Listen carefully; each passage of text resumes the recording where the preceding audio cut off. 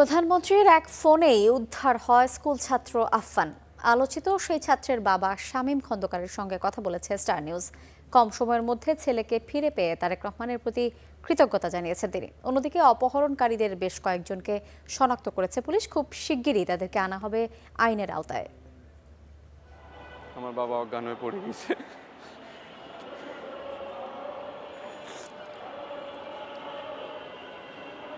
তখন বিভিন্ন লোকের মাধ্যমে বাবা শামীম খন্দকারের এই কান্না আদরের সন্তানকে ফিরে পাওয়ার।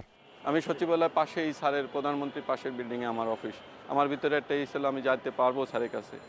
অপহরণ হওয়া একমাত্র সন্তান আফফানকে ফিরে পেতে যখন দিশেহারা বাবা, তখন প্রধানমন্ত্রী তারেক রহমানের ফোনে তৎপরতা বাড়ে পুলিশের। আর তাতেই 1 ঘন্টায় উদ্ধার স্কুল ছাত্র আফফান।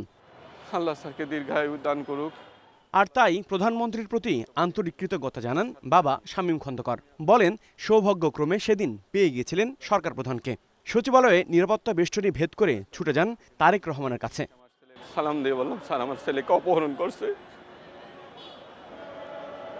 আমি অনেক চেষ্টা করে শেষমেশ আল্লাহ আমার বুদ্ধি করে দিয়েছে যে আপনার কাছে আসার জন্য। স্যার আমি আসতে পারছি, আমার ছেলেরা অপহরণ করছে, আপনি স্যার ব্যবস্থা নেন। মাননীয় প্রধানমন্ত্রী পর্যন্ত যাওয়ার তৌফিক আল্লাহ পাক তৈরি করে দিয়েছেন। আল্লাহ সেই শক্তি দিয়েছিল বিধায় আমি স্যারের কাছে যেতে পারছি।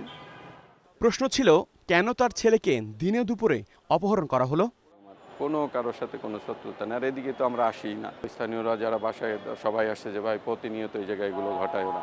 10তলা বাড়িটা, বাড়ির ভিতরে ওরে উঠায় নিয়ে গেছে, নিতে 8তলা না 7তলা পর্যন্ত নিয়ে ওরে বসাইছে। নিয়ে বসায় ওরে কান মাথা জড়ায়, চোখ জড়ায়, বড় চড় মারছে। ও অজ্ঞান হয়ে গেছে, ভয় পাইয়া কোনো আর কথা বলতে পারতেছে না।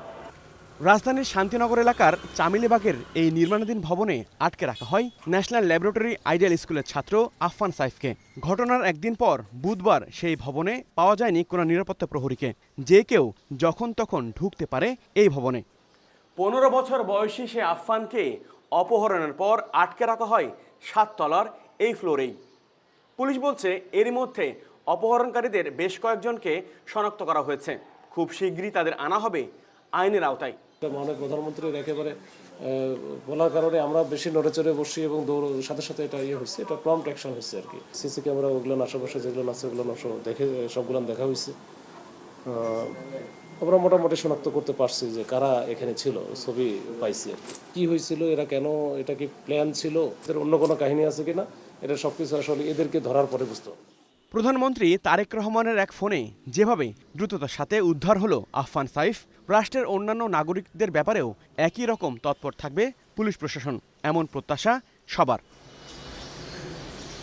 হাবিবুর রহমান অফি, স্টার নিউজ, ঢাকা।